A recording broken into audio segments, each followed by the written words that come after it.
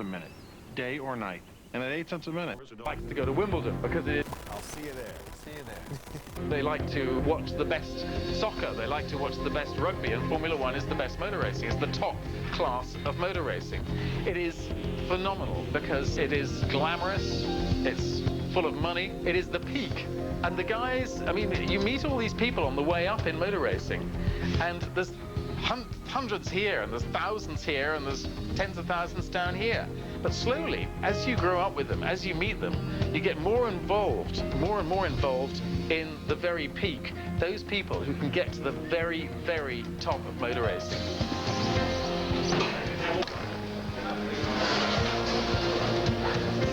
There's this fantastic determination about the drivers, because the drivers are extraordinary people. They have a determination which I don't think you find anywhere else. Perhaps you do in other sportsmen. But they are just so single-minded about what they want. Maybe we are crazy, but it's important, very important to be the quickest, and I don't know why I'm always quick there. Maybe because I am crazy. It's a combination, because in a way, we have to have teamwork. We have to be together. But on the other side, you have to be quite a strong character for yourself on the circuit, because you fight against everybody else. You're alone in the car. Formula One, it is very much the peak of mechanical engineering, because the engineers are allowed to express themselves freely. It is one of the pinnacles of engineering that you can work in the world, really. I'd rate this with spacecraft and military aircraft, that sort of engineering. Aerospace, the timescales are much, much longer. You'll design a fighter and then it'll actually fly in 10 years' time, whereas in Formula One, you'll do something today and see it on the circuit tomorrow. Motor racing is a job that you love it or you hate it. You cannot work as a normal job, as a normal industry. The commitment is so great that basically you can only do it by love. Team spirit in Formula One is enormous. If you're part of that team, you live 24 hours a day with that team. 11 teams compete for the Formula One World Championship. Each team races 2 cars, each car with its own driver and set of race engineers. The 16-race season runs from March to October, with grueling races every 2 weeks at the height of the season. We'll follow one team as it prepares for the oldest and most prestigious of the races, the only race still run on ordinary city streets, the Monaco Grand Prix.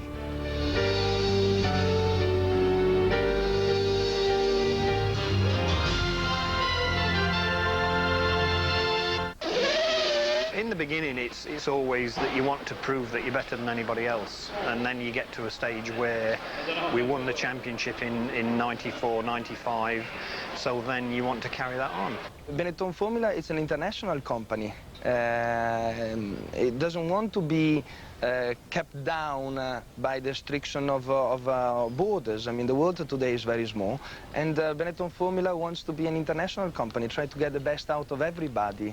And of course, England and Italy don't want to be mean to anybody, but I believe historically they represent most of the racing industry. It's based in England, in Oxfordshire, so there's a very English flavour to it, but also very multicultural. We have some of the directors, so we have a Spanish director, and obviously the team is Italian-owned, and the chief executive is Rocco Benetton. So there's a very multicultural flavour to the team. We have Germans and French and various nationalities working for us. We're a team where, engineering does come first. We, I think, do a good job, and we enjoy ourselves doing it. Our bottom line is to have the fastest possible racing car, so as much time as possible must be spent on getting the fastest car. Your average road car, when you're accelerating, the initial part will feel very quick, and then it'll be a real sort of drag to try and get the last 5-10 miles an hour out of it, whereas a Formula One car will just keep on going and going and going, and that's where having 750 horsepower really helps you. We'll see about 220, 230 miles an hour. The deceleration is probably where the Formula One car is the best, where it's the biggest step from a road car. drivers come to Formula One, the acceleration they'll be fairly used to, and the cornering it'll take them a while to get used to, but the deceleration even the drivers will come back sometimes and say they just can't believe how hard they can press the brake pedal and how much deceleration they've got. The physical limit is how hard the driver can press the brake pedal, and that's what's limiting him. So really it's just up to them to go bang on the brakes as hard as possible. It's 150 to 75 you could scrub off in a second, second and a half sort of thing. And you'll see the cars at the circuit, the discs will glow red hot from the amount of energy we're dumping into them. Probably the biggest difference between this and Indy is that we're constructors. Benetton is a race car designer and constructor, and all of the Formula One teams are constructors, so we produce our own cars, and there are 11 individual cars out there, whereas in Indy there are, I think, 3 manufacturers. The technology in those cars is quite extraordinary. You go to a modern Formula One factory and the standard of workmanship that you see there is just amazing.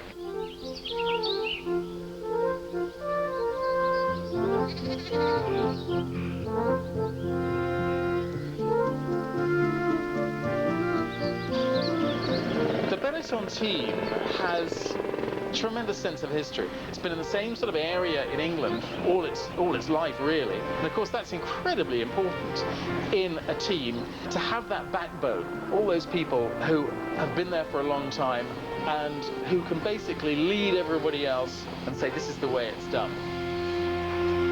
A good 90% of the car is produced in home. We really rely very little from outside. That's something that Benetton believe very, very strongly, that the technology and the skills to be able to produce a car is always emphasized, and we must do the things in home. A top Formula One team is represented by 350 specialists, everyone with a very precise job, and each one of them somehow you have to trust.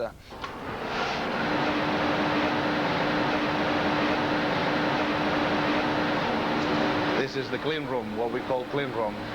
Very similar to the aerospace industry.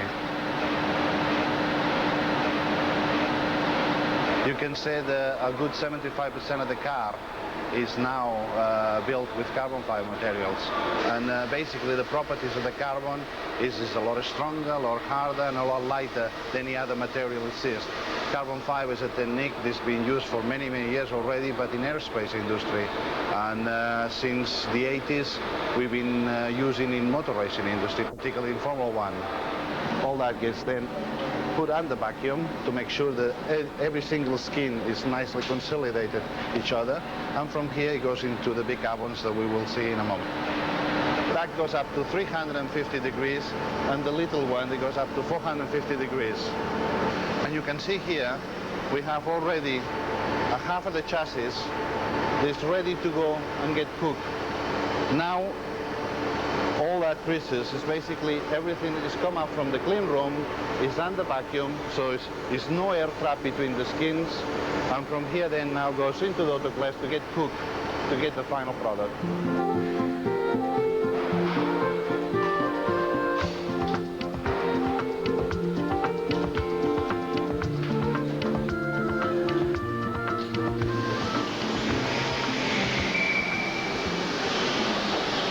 Now I'm just going to cool this off so I can take it out of the...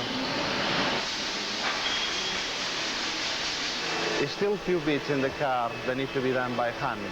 Everything is to do with the aluminium sheet. It needs to be folded, bended, welded, exhaust, that kind of things the machine cannot produce.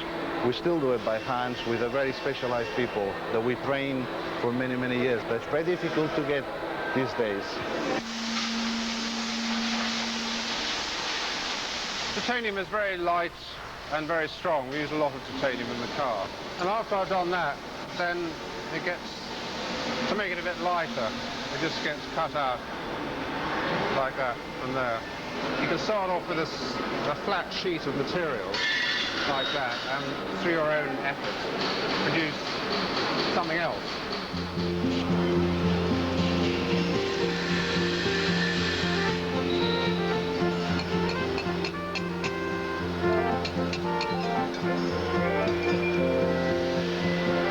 It's just something I've always wanted to do, go on to Formula One. It's the top thing, you know, to be able to weld and fabricate in the Formula One team is obviously the highest grade you can get to.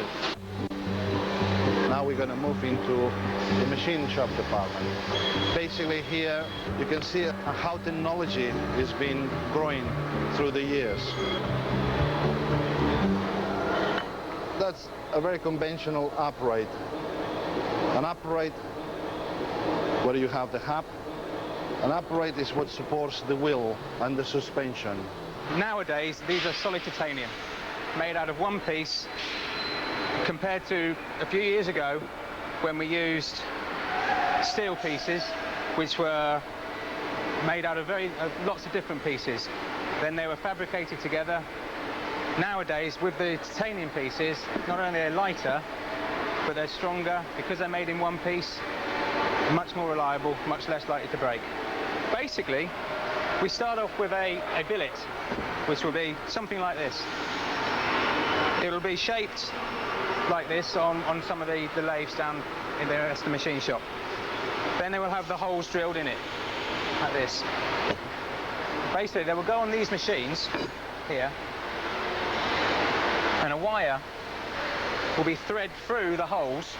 A current is passed through the wire, and the water carries a spark. As it moves through the component, it erodes away the metal, thus leaving the hole where it was and a finished component, a finished part. This job here will take between 18 and 20 hours to finish. Here we are. We arrive now to our final destination, but nevertheless it's probably the most important area of a company with our objective. This is what we call the drawing office or the technical office. Here's where everything, all the concepts, all the items are designed, are thought, and the success of a Formula One team is as good as you can have. That department is basically our heart. For this season, I think there will be maybe 5% the same components as last year, and we've changed virtually every other part of the car.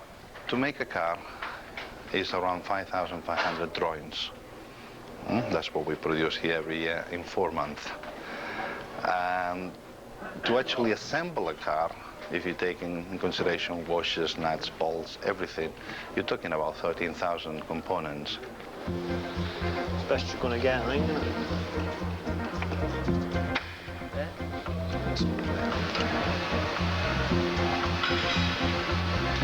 We've changed the length of the car, we've changed the weight distribution of the car, we've changed the aerodynamics of the car. There's no area where the car's the same. And in fact, every year we make big steps in the car and how the car performs and how much grip the driver has to play with. The whole process just carries on non-stop, week after week. You do the same thing basically. You rebuild the car to go to the next race. Once you get on the roller coaster, it's very difficult to get off. The collective efforts of over 300 people and a budget of over $50 million, which is moderate by Formula One standards, go toward a single goal: to produce just 6 of the best racing cars in the world.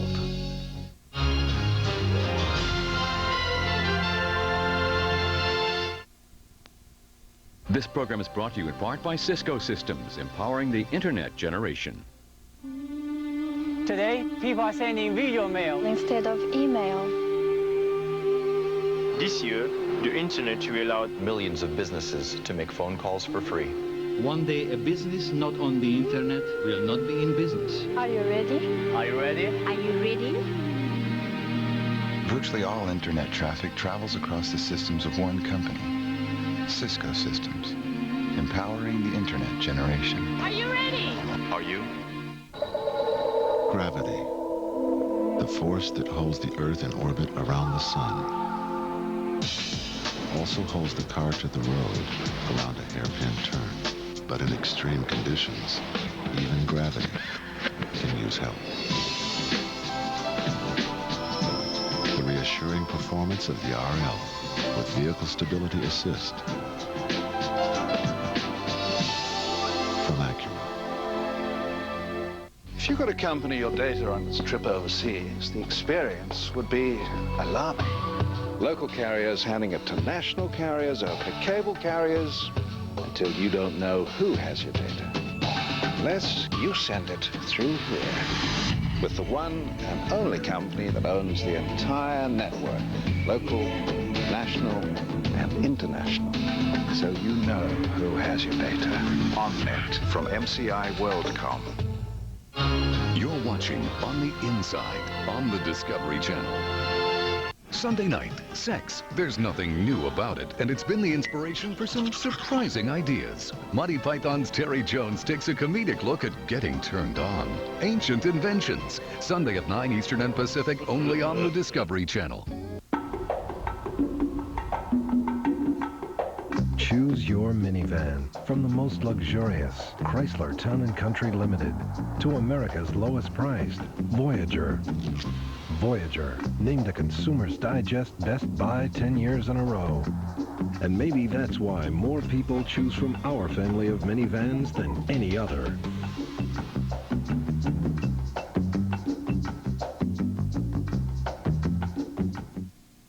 A pink flamingo. Wildebeest. So very many.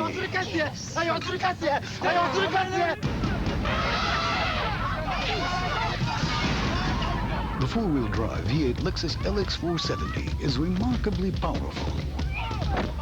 And while the LX seats 8, some SUVs, unfortunately, only seat 5. The LX470, the Lexus of SUVs. At Lexus of Palm Beach in West Palm Beach. We start in March in Australia, then we go nearly all around the planet. We go to Brazil, we have races in Argentina, then back to Europe. This weekend we were in Canada. In the end of the year we go to Malaysia and Japan. Each Formula One team has 2 race drivers, often one slightly more experienced than the other. Either driver can win points toward the championship for his team. It's really a full-time job, but when you sit in the car, then there's no more questions. It's just fantastic to do it. Because there are 2 young drivers, like young and nice driver like me and Alex. We are sort of looking for excellence within the driver, just like the engineers are looking for excellence within the car.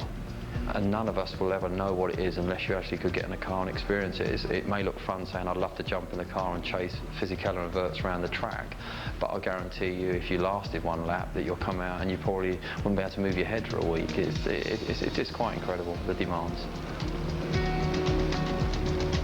It's a total body workout driving an F1 car.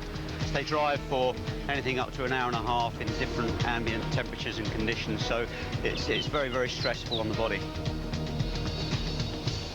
It's the actual effect of man and machine now, rather than having just a human element, we say something like soccer or running. Now we're looking at the forces of a machine acting upon the human body. And the main one is G-force. It's head, neck, shoulders. What we've got to look at is the mechanics of what goes on whilst driving at those kind of speeds and trying to simulate the stresses of G-force on the neck.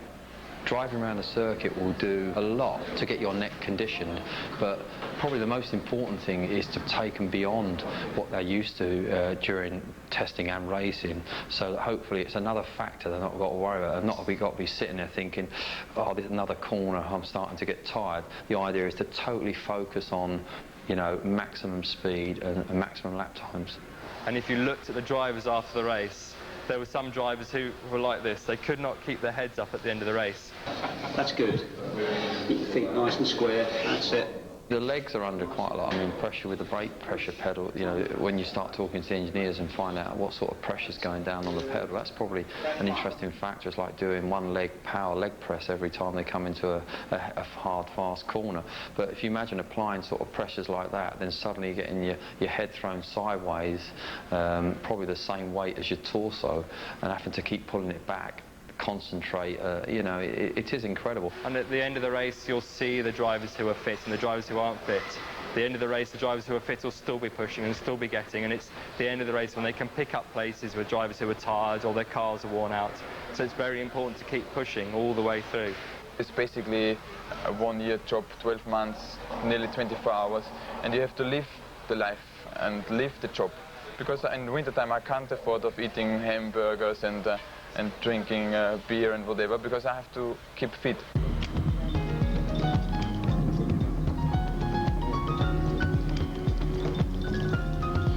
I know externally it might seem that you're sitting in a car and it's very relaxing and you don't have to work that hard. But what you have to remember is there's a very high level of concentration. You know, you're driving a car at 200 miles an hour, 220 miles an hour. You have to stay focused for 2.5 hours and work very hard on that focus. What does it take to be a really good Formula One driver? First of all, amazing reaction. A sort of Pentium 3 brain or Pentium 4 brain up there, because that's the best processor you can possibly get, is the brain. A judgment of things, a prejudgment of things, looking ahead, a long way ahead, perhaps 2 corners ahead. It's an extreme demand of applying maximum power and concentration, allowing all the variables around, which is other cars around you, chicanes, hairpins, and judgment is the big thing in this game. Get ready. It's just to train the neuromuscular system to get the brain used to these reaction times. The lights will only come on, lights 4 and 5 will be the only lights that will light up, and I've got 0.5 of a second from visually picking the light up in my peripheral vision to actually hitting the button. And it won't record if I press early and anything. Time up. There you go. What a great score. 1. It's very, very hard. I mean, you can't look at the light. You've got to look dead ahead, and you are working on peripheral vision. What we usually use at the moment is we usually do 500 metres of rowing flat out to exhaustion, straight off there, assist them into the seat, press the button and go, and they're scoring scores of high 20s and 30s. It's a bit dangerous, but it's crazy. And as I said, the more crazy, the more I like it. And you get a kind of rhythm on this circuit where you don't want to stop, because you just go, you are so much concentrated, more than 100% into the driving here. And that's a kind of a drug for the race driver.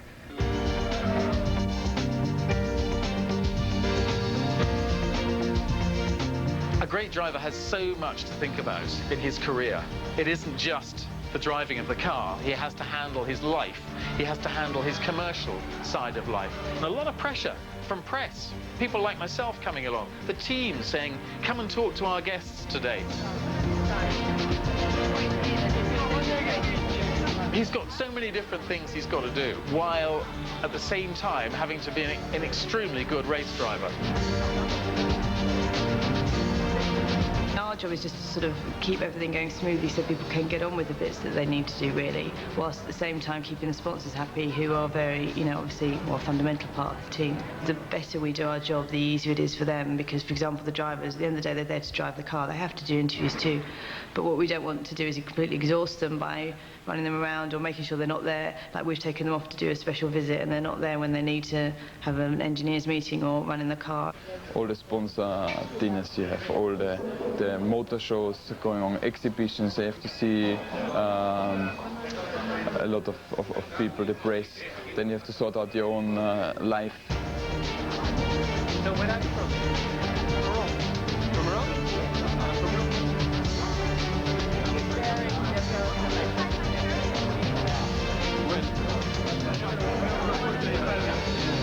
But a lot of these guys, they've been extremely good race drivers since they were 9 years old. And for 11 years, you know, they've managed themselves in karts, then in Formula 3, Formula 3000, Grand Prix racing. So that side almost becomes natural to them. And it's the other side that they have to get used to. And occasionally we see a driver come into Formula 1 and he really doesn't have a strong enough character to handle all the rest of it. And you see his driving beginning to go to pot. And you know he's a good driver, but he just can't handle it. I'm 25. I started Formula 1 with about 22, 23 years of age. And then all these things are coming and are thrown on you. Like it's massive. So you have so many new emotions, but you have no time to sort them out, don't do mistakes, because otherwise you're out the business as fast as you came in. So you have to stay with both foot on the ground.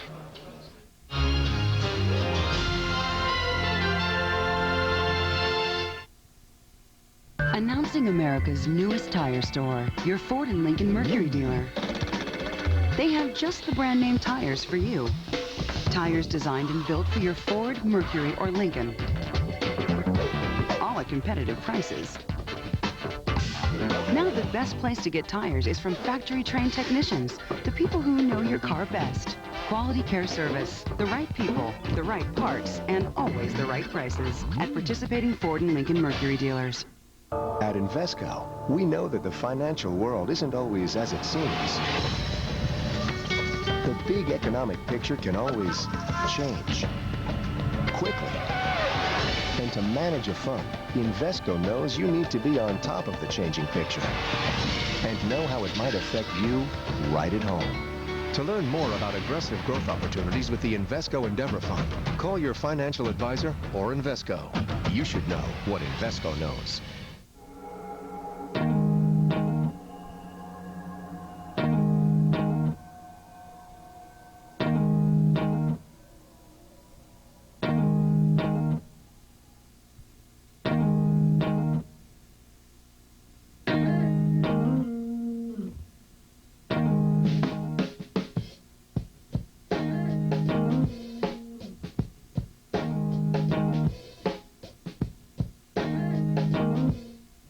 Picture this, a life without worry, where problems are quickly solved. Picture a future that's financially secure for you and the ones you love. Picture Nationwide, with auto, home, and life insurance products to protect what you hold dear, and retirement planning to help you prepare for your future. If you can picture it, Nationwide can too. Nationwide, insurance, financial services on your side. An equal housing opportunity insurer. Fish from the sky, insect time travel, dolphin sonograms. What you don't see, what you never knew about plants and animals will amaze you. Discover the hidden powers, the mysterious forces, the bizarre behavior of supernature. Monday at 8 Eastern and Pacific on the Discovery Channel. Explore your world. Formula One cars get from 0 to 100 in under 4 seconds. To ask your questions about racing speeds, go to On the Inside at Discovery.com all this week. Brought to you by the document company Xerox. Keep the conversation going. Share the knowledge. So, Dad, what do you think about mass customization? I'm eating breakfast, Angela. Ah, yes, business school meets the school. I've been there, done that. Dad, my bank does it. If we could integrate all our customer data, we could communicate better with our customers one-to-one. Give them knowledge they can use. Who's going to help manage and produce this? Xerox. Xerox? Since when? Daddy, you need to get out more often. Oh, boy. Keep the conversation going. Share the knowledge. The digital document company, Xerox.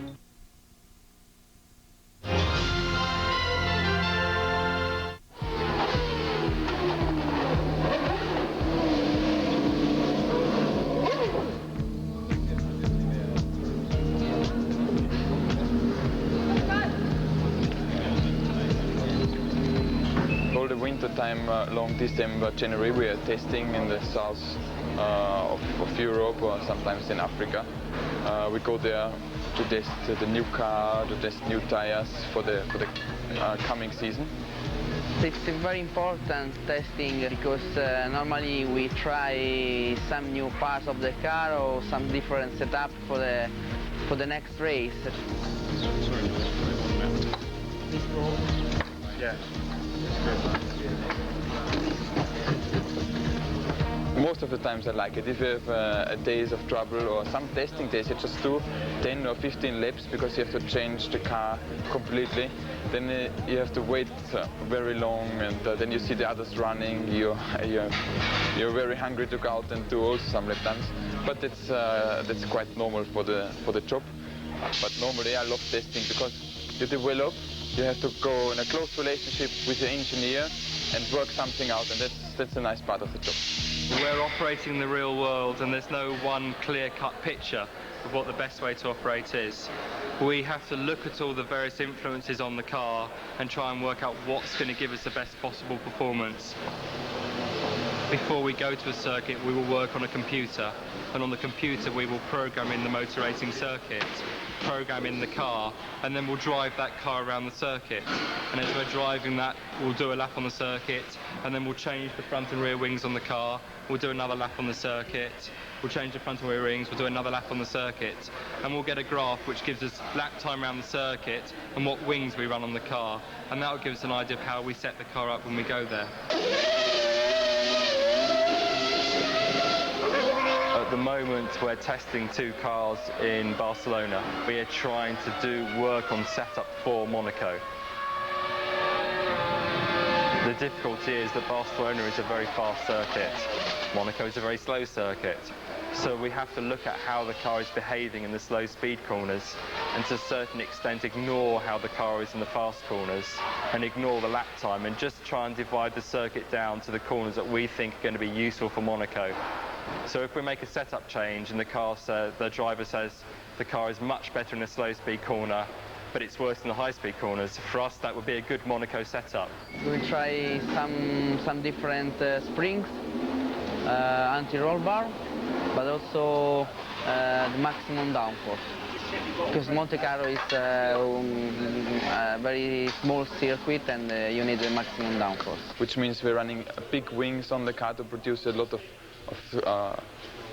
downforce. And therefore we need to test the wings, we need to do a race distance, but the wings are okay with the vibrations of the car from the engine, that they're not breaking under the pressure which the downforce is producing.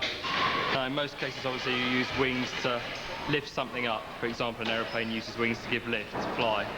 We turn these wings upside down, and we mount them on the back of the car here, and on the front of the car as well. And with these upside down wings, we push the whole car down onto the road surface as it goes along. As well as the wings on the back and the front of the car to generate downforce, we also have underbody aerodynamics which suck the car effectively onto the road surface. If you go around to the back of the car, we've got a Venturi shape which basically sucks the whole car down onto the road. It's almost effectively like you've got a vacuum cleaner underneath the car, permanently running, sucking the car down. And that's what gives the car immense amounts of grip.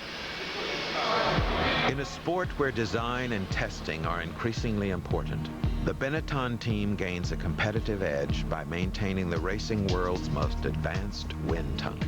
In order to make gains on the car aerodynamically, we need to verify them in the wind tunnel, which basically means that we'll spend hours and hours testing new ideas, new components, and generally making sure that any new gain we think we found works well with the whole of the rest of the car.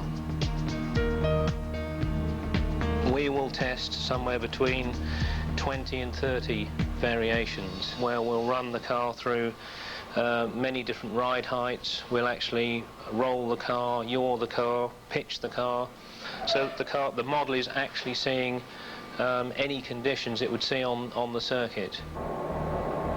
The car is suspended over a rolling road. The rolling road is synchronized with the airspeed, which is 150 miles per hour. I've actually sat in the full-size car in the tunnel myself earlier this year and was absolutely astonished at the buffeting that you get. Again, we hear all about the cornering forces and the incredible physical stress that the drivers go through as they corner. But this was just sitting in a straight line, and that was incredible just to feel that force. I think something in common with everybody in Formula One is we all want to win. Our main motivation is we want to win. We always believe in ourselves, the drivers obviously believe in themselves, and we can believe we can get a better result out of it at the next race.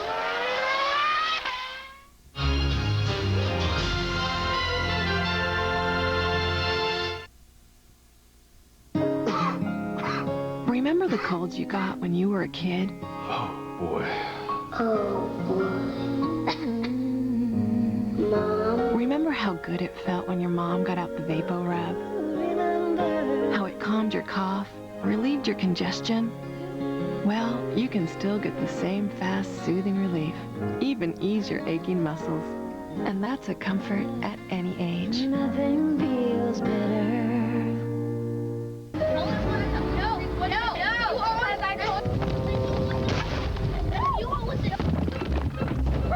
Now there's a Chevy Venture with flip and fold seats and a built-in entertainment system. I knew I should have taken a left turn at Albuquerque. Fun things are bound to happen when Chevy and Warner Brothers get together. Introducing the new Warner Brothers edition from Chevy Venture, the most versatile minivan ever. One quick call can help you learn more. Let's go! John was brilliant. John knew everything. John wrote that consolidated contract and didn't even tell us where he put it. Now they're really consumed with grief. If only they knew. John scanned all of his documents into the Xerox Document Center. You don't think John scanned the contract into the Xerox Document Center? The Xerox Document Center, do you? John was smart, but he wasn't that smart. I don't think John liked that. Keep the conversation going. Share the knowledge. The Digital Document Company. Xerox. Witness the power of the tarot. My husband's in the Marines, and sometimes he's gone for months at a time. But I see that another man has been helping you with your loneliness. I had a glass of wine with a friend, and things just went too far. Your husband has light hair? He's blonde. But you had a secret relationship with a man who has dark hair. Now, how could you know that? Your husband knows it, too. Caution, be prepared for amazing revelations. Call for your free tarot reading now. Call 1-800-799-6603.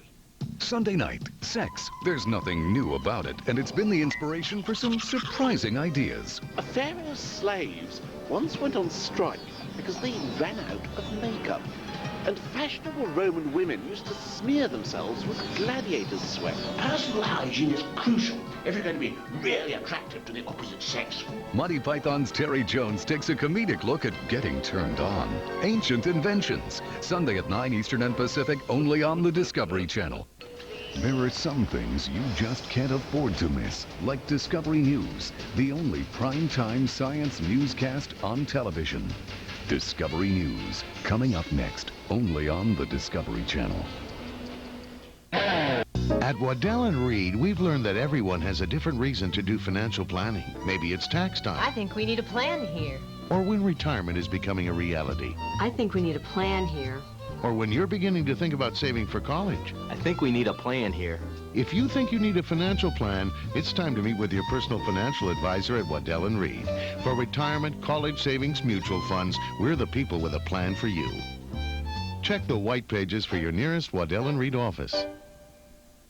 You have a plumbing problem, you need two things. You need a plumber and you need an expert. You need the plumbing experts. Need service on Saturday? The plumbing experts work Saturdays at our weekday rates. When your car's running rough, you take it in for a tune-up, right? Well, when your toilet's running, it needs a tune-up too. So call the plumbing experts for their special toilet tune-up. It's just not cool to waste water.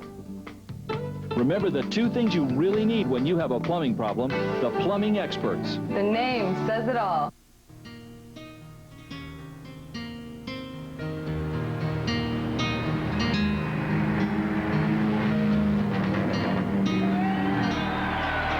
Monte Carlo is the mecca. Is a lot of the sponsors decide to come because it's a very nice and social environment, and obviously is a very unique. It's the only street circuit, and it's got a tradition. And to win in Monte Carlo is something that everybody can be proud. You strip the whole car down, you crack check everything, fit new parts, rebuild gearboxes, fit fresh engines, probably sent to the painters and have a paint job on it to make it so as it looks tip-top, and then assemble all the thing back together, put it in the truck and go racing.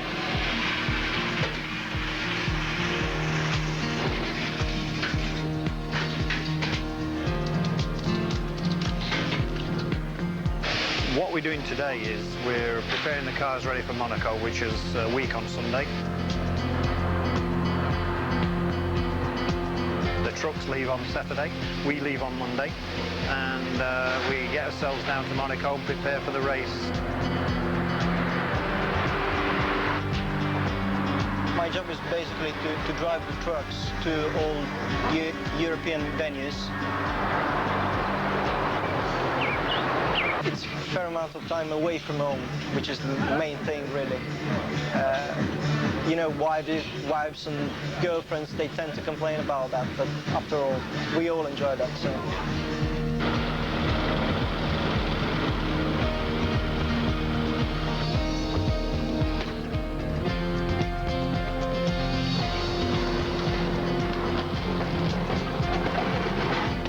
everyone goes there with high hopes they're going to have a car that works well at Monaco this year, and everyone's quite buoyed up and quite enthusiastic about the place, because even if you've had bad results up until that time, you can still produce a good result at Monaco.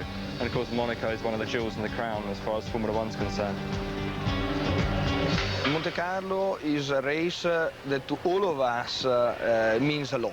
To be able to do well here is the second in priority, the second target of the season. The first one, of course, is to be champion, and then is to at least to be successful in Monte Carlo. Monaco is completely individual for us. For a start, it's a beautiful place to go, and everyone loves it. But as a circuit to work at, it's very difficult. We ship a lot of equipment out to a race. We might take 10 or 15 tons worth of equipment to a race before we've even brought our trucks along. In Monaco, we have a garage that's 20 foot by 10 foot by 10 foot deep, and it's difficult to work in those conditions. We have to push the cars half a mile.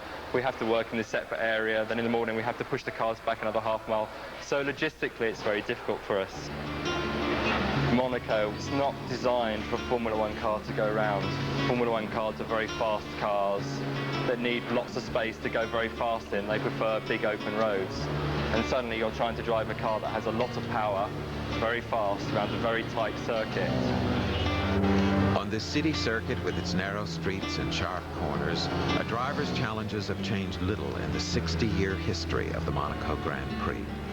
The drivers even say, you know, we ask for runoff areas at all the circuits, all over the place. And here, we come here quite happily, and there's no runoff areas. For the drivers, they have to drive very accurately. They can't afford to make any mistakes. In Monaco, if the driver drifts wide, he hits the curb, he hits the guardrail. You don't have minor accidents here. If you go off at all, it's not a question of sliding into a gravel bed, dragging the car back, dusting it off and going out again. Any mistake here, you pay for highly with a damaged car. It is a hell of a challenge, and that's why they love coming back. And they sort of say, okay, well, it's dangerous, but what a challenge.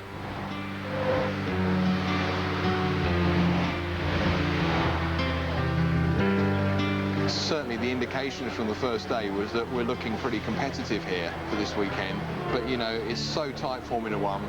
If you have a bad crash at the beginning of qualifying and you have to take a spare car, you never quite get the same performance as you do when the drivers are used to their race cars. No matter how well we build the cars, they always feel a bit different, even if it's in the driver's head. That engine wasn't as good and there's not as much downforce and blah, blah, blah.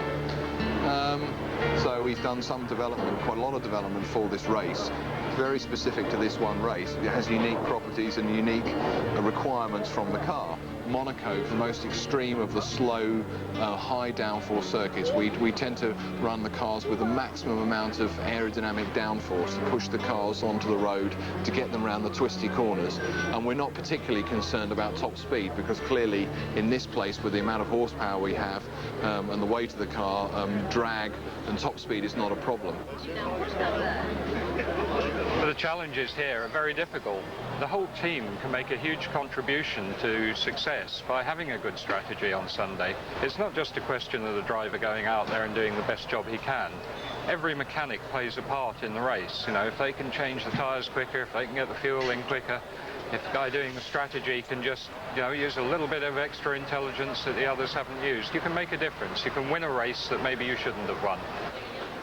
Of course, there are an infinite number of variables, and they're not independent variables. As you change one thing, everything else alters. So we use a combination of testing, quite a lot of simulation. The car has a radio on it. We have a radio at the pits. We log, I think, in the region of 50 channels of data on the car. So we'll measure suspension loads, suspension displacements, all four-wheel speeds, various engine variables like water temperature, oil pressure. We have a lot of inputs. You have a lot of various people in the team working with you, giving you information, not only the driver, the other engineers, the mechanics, and you have to focus out the bits that aren't going to give you the lap time, aren't important, aren't safety critical, and concentrate on the bits that are safety critical, the bits that are going to make the car go faster. But you can't simulate everything. You can't simulate traffic, you can't simulate incidents. So a great deal of effort goes into race strategy, because the easiest way to pass someone is when they're parked in the pits. Using that strategy properly is essential. The strategy that you employ depends on the number of things, but among those are the way the tyres degrade during the race and the effect of the fuel load as it comes off. Obviously one tends to cancel the other out. As the car gets lighter, it gets quicker, but as the tyres get older, it gets slower. Monaco is a special case with pit stops. We tend to pit stop as few times as possible. It's reasonably easy to change your strategy when a race is going on. You can change even the number of stops that you're going to do, and we have done that in the past. You might decide, well, you know, this is going to be a two-stop race, and then circumstances dictate that maybe it would have been better for a three-stop race, and we will then call the car in and put very short fuel in. I do the fuel, which is put the fuel into the car before every session and during the session, and do the refueling during the pit stop. We do know when the car is coming in anyway, because we get the engineers on the radio and they will let us know the lap before, normally, not before then, because somebody might be, you know, eavesdropping on radio transmissions. And they give us the 40-second call, 20 seconds, and then they will tell us he's in the pit lane. Now in Monaco, not only do you use a lot of time in the pit lane because it's quite a slow entry and quite a slow exit, but also you come out behind lots of cars and it's very difficult to overtake. So although you'll have a car that's got brand new tyres on, so the driver can go very fast on his new tyres, and a fuel load that might be relatively low, you can't use those advantages. During the course of practice, we'll have made some measurements of these factors, and during the race I'll be continually updating my calculations and deciding whether the pre-arranged strategy is in fact the right one, or whether we want to change it on the fly.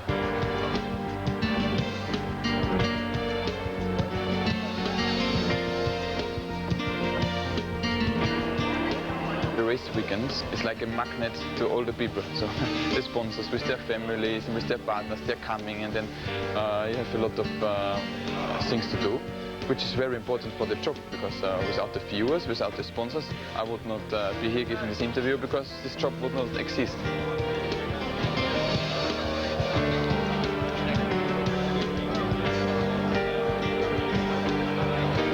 Like an aircraft pilot, we operate with many checklists to ensure that the fuel's right, the tyres are right, and really just before the race, that's what you're thinking about. Have I checked everything on my checklist? Is everything up to spec?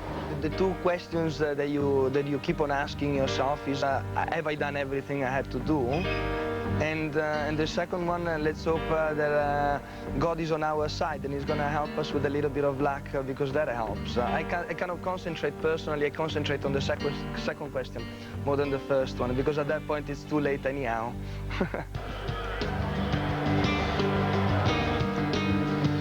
At the right time, you need to be very focused on the race, the strategy you're doing. So it's a mixture, and you have to learn to change very fast your mind. Like now we do the interview, I have to concentrate what I'm saying, don't say anything wrong. And maybe in 10 minutes when I'm back in the car, I have to completely switch my mind off of things like the interview and the business, and just concentrate on the car, on the setup, if it's sliding too much, understeering, or it's not good on the bumps. So quite fast you have to change your mind.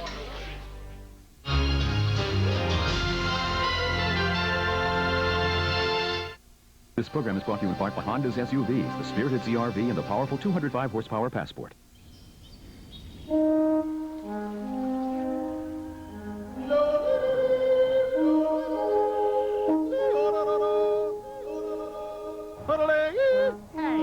Hey!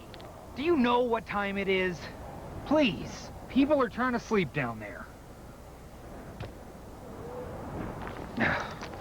Please. Let nothing stand in your way. The four-wheel drive Passport from Honda. You can't imagine the tension, Dad. Jamie was our last hope. Phone calls like this are just too important to rush. Their picture was huge. That's why we always dial 10-10-321. And then Jamie really smacked it. With 10-10-321, our calls over 10 minutes are half off. That's just 8 cents a minute, day or night. And at 8 cents a minute, we can talk as long as we want. Grandpa wants to talk to you. I won the game! Talk as long as you want with 10-10-321. This is my husband, Mark. We're going to have 3 beautiful children and live happily ever after in Paris. Someday. But for now, I'm on the pill. Orthotricycline. Taken correctly, it's over 99% effective, so we don't have to worry about getting pregnant just yet. And orthotricycline actually helps my skin look better, too. How many pills can you say that about? Just one. Orthotricycline. It's clinically proven to help clear up moderate acne and helps my skin look better. The pill does not protect against HIV or sexually transmitted diseases. Serious risks include blood clot, stroke, and heart attack. Cigarette smoking increases these risks, especially if you're a smoker over 35. Women who use the pill are urged not to smoke. Women who have blood clots, certain cancers, a history of heart attack or stroke, and those who could be pregnant should not use the pill. For more information, talk to your healthcare provider. Look, if you want to take the pill, why not take the only one that helps your skin look better? Orthotricycline. Far above the Arctic Circle, 5,000 miles from civilization, a 20,000-year-old question has finally been raised. There is a very large animal here. It's not a movie. It's not fantasy. It's the incredible reality of raising an ancient beast. Coming March 2000. Join the journey, share the discovery, and watch with the world. Journey far. Dig deep. Think big. As science attempts the impossible. Racing the Mammoth. A Watch with the World event, exclusively on the Discovery Channel. Now, overtaking here in Monaco is virtually impossible because it's so narrow, and even if you're about 3 seconds slower than the guy who is pushing behind you, you can easily keep him behind you because it's not possible to overtake. The only possibility is qualifying. Basically, the race is already decided on Saturday qualifying session. A driver's performance during qualifying sessions the day before the race determines his position in the starting lineup. Starting in the 9th and 10th positions, the Benetton drivers will need a stellar performance to finish among the top 6 point-earning spots. So here, start-finish. It's a new tarmac this year, new asphalt, so should be less bumpy.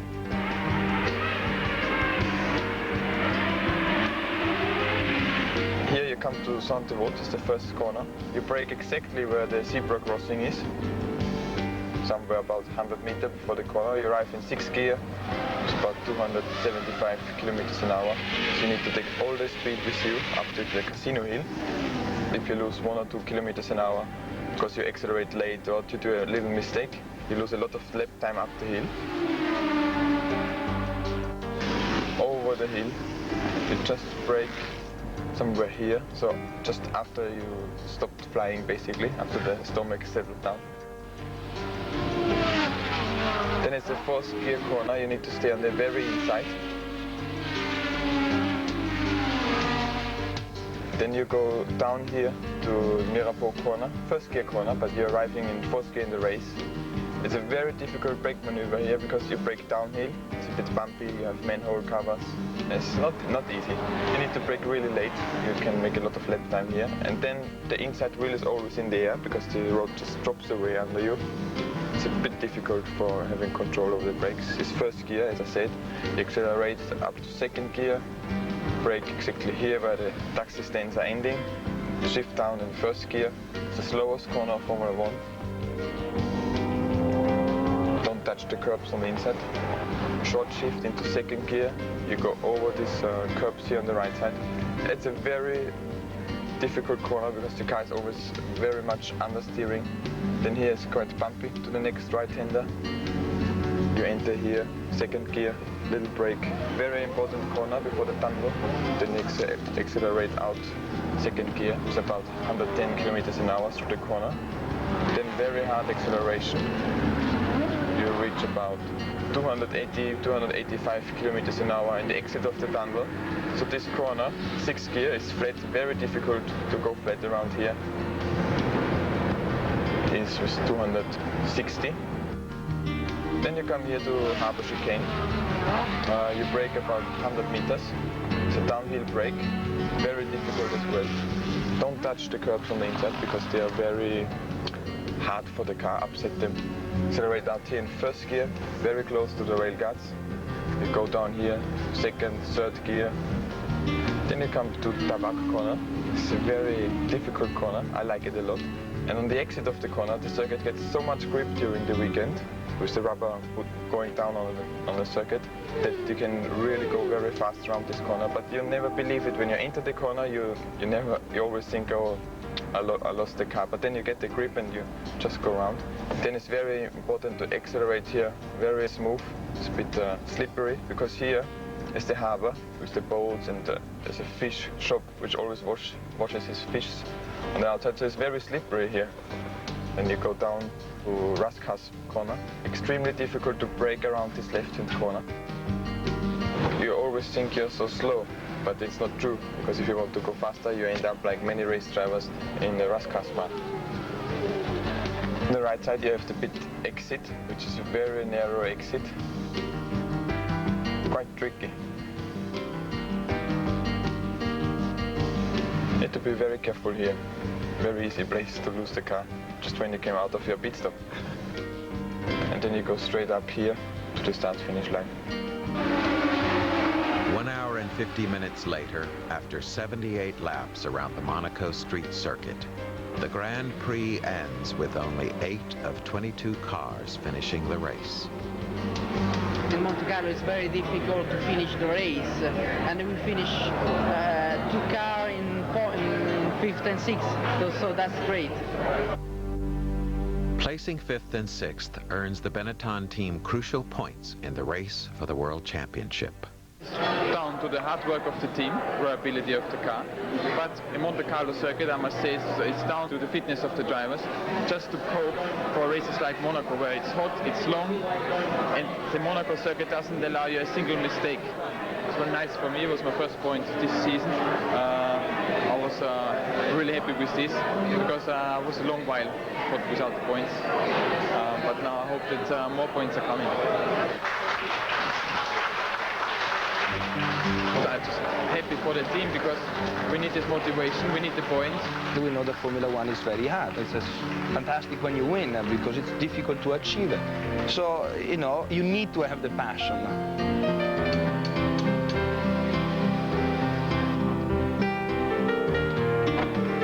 And I think a lot of people, after you spend a couple of years, then you get hooked up forever.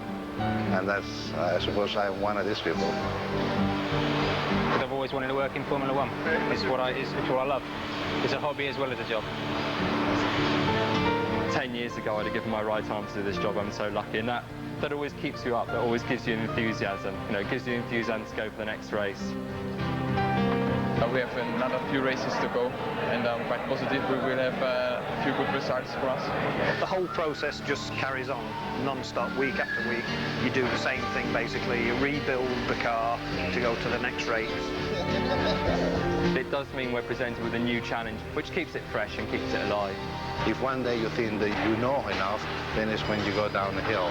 You never know enough in this business. You're always learning something new. It's so technologically and humanly advanced that only for a few years you can be the best. Then somebody else is going to have a better idea and overtake you. I think the appeal of Formula One is the extraordinary fact that you never know what is going to happen next.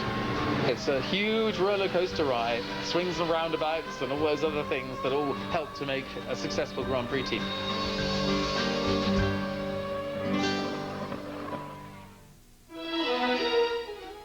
Are you tattooed? Check out the body art story on Discovery.com. Next, catch this week's top science headlines on Discovery News. Coming up only on the Discovery Channel.